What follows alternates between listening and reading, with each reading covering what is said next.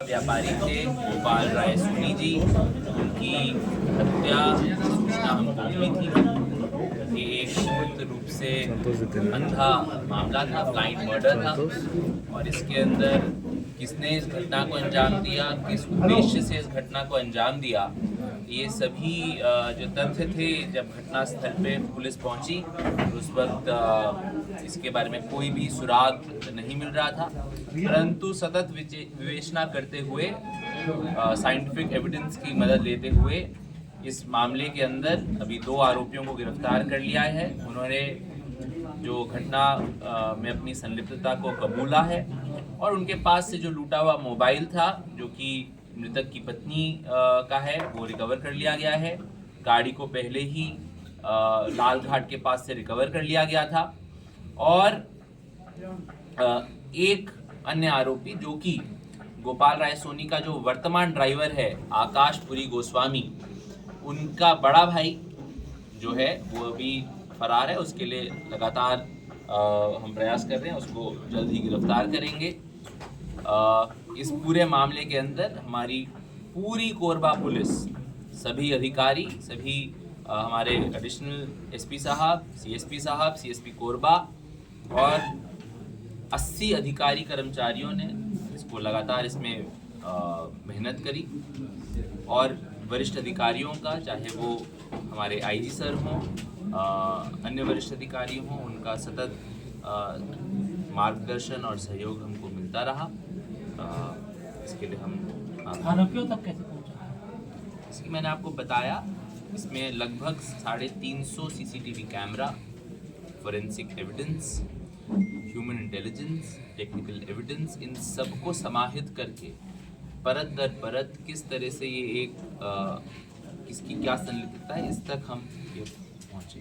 Sir, आरोपियों ने क्या बताया, कारण क्या है, मूल कारण जो उन्होंने जो आरोपियों ने बताया, इनका जो मूल कारण है, क्योंकि ये ड्राइवर था, इसको घर के अंदर क्या चल रहा है इसको पता था, तो इन्होंने ये पूरा प्रयास किया कि हम उनकी जो चाबी है दुकान की उसको ये चोरी करेंगे और चोरी करने के बाद दुकान में जाके सोना चांदी चुरा लेंगे।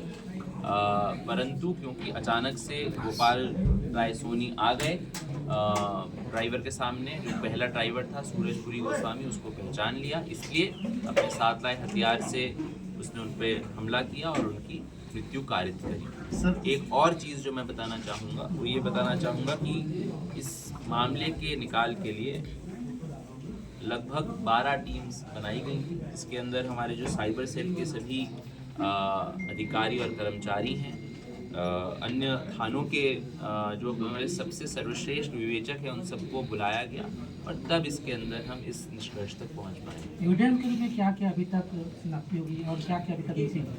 अभी तक हमारे पास साइंटिफिक एविडेंस जिसको बोलते हैं, जो कि सबसे पुख्ता सबूत होता है, उसमें जो खून से जो जूते, क्योंकि वो चले तो उसके फुटप्रिंट, उसके जूते का वो प्रिंट फॉरेंसिक टीम ने उसको लिया है, वो जूता भी रिकवर हो गया है। Fingerprints from the car and scene of crime recover कर लिए गए हैं, गाड़ी रिकवर कर ली गई है, मृतक की धर्मपत्नी का मोबाइल रिकवर कर लिया गया है, घटनास्थल में जो मोहन मिन्स द्वारा पहने गए कपड़े हैं रिकवर कर लिए गए हैं और कहाँ पर वो DVR एंड अटैची को फेंका गया है ये भी चिन्हित कर लिया गया है, क्योंकि वहाँ पे पानी बहुत गहरा है और शहर का जो पेयजल है वहाँ से सप्लाई होता है, इसलिए गोताखोर के माध्यम से उनको भी रिकवर करने का प्रयास लगातार जारी है। सर, मुखबिर ने क्या बताया? सबसे बड़ी बात है सर, इस परिवार में ये दूसरी हत्या है, तो क्या कुछ पिछले से इसके कुछ इस पीछे से इसका कोई भी तार नहीं जुड़ा अभी तक। चैलेंजिंग रहा ये मामला? सर, मुखबिर ने क्या बताया? मैं बता रहा हूँ एक एक करके। सर, पुलिस ने कितना चैलेंजिंग रहा ये मामला? इसके बारे में देखिए, ये काफ़ी चुनौतीपूर्ण मामला था, क्योंकि अधिकतर मामलों के अंदर मोटिव या जो कारित करने वाला होता है उसकी जानकारी होती है, परंतु एक ऐसा मामला था जिसके अंदर हम विशुद्ध तौर से, मेरे पास कोई सूत्र नहीं था, कोई सुराग नहीं था और ये बेहद सनसनीखेज मामला है। पीपी नगर शहर के सेंटर में है, वहाँ पे अगर घर में आके कोई लोग किसी की हत्या कर देते हैं और उसका सुराग नहीं है, कौन आया, कहाँ से आया, क्यों घटना करी। तो इन सब स्तरों पे हमको विवेचना करनी थी और इसके लिए हम लगातार इसमें लगे रहे और अंततः जो घटना है उसका खुलासा पाया। सर 29 तारीख को एक कंडीशन था, जो फुटेज आया था जो बगल में ऑफिस में घुसे तो उसका कोई नहीं, अभी तक हमको इसके अंदर कोई भी उसकी सूचना नहीं। जो इनको बाइक में छोड़ा है, क्या उन तक भी लिंक पहुंचा, उनसे भी पूछताछ हुई? बिल्कुल, वो लड़के को हमने अपने पास बुलाया, उस लड़के से हमने पूछताछ करी क्योंकि उस लड़के को कोई भी जानकारी नहीं थी। क्रॉस क्वेश्चनिंग भी किया, उसका पास्ट एंटेसिडेंट भी देखा। तो हमारी ये मंशा है कि हम किसी भी निर्दोष को किसी भी स्तर पे हम दंडित नहीं करना चाहते, कभी किसी निर्दोष को उसके खिलाफ कानूनी कार्रवाई नहीं होनी चाहिए, इसलिए हम उसको जाने दें। सर 370 से अधिक सीसीटीवी फुटेज देखा गया, उसके बाद में मुखबिर ने क्या बताया इस मामले में?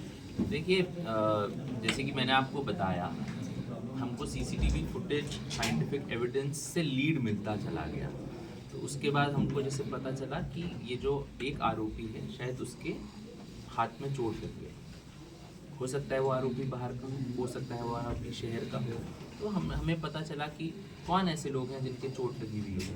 हमने फिर किया और 370 जो हमने सीसीटीवी कैमरे लगाए, मैं आपसे अंत में यही कहना चाहूँगा, जनता से अपील करना चाहूँगा कि अगर हमें जागरूक जनता बनना है तो उसके लिए सिर्फ 3 ही काम करने हैं कोरबा की जनता को।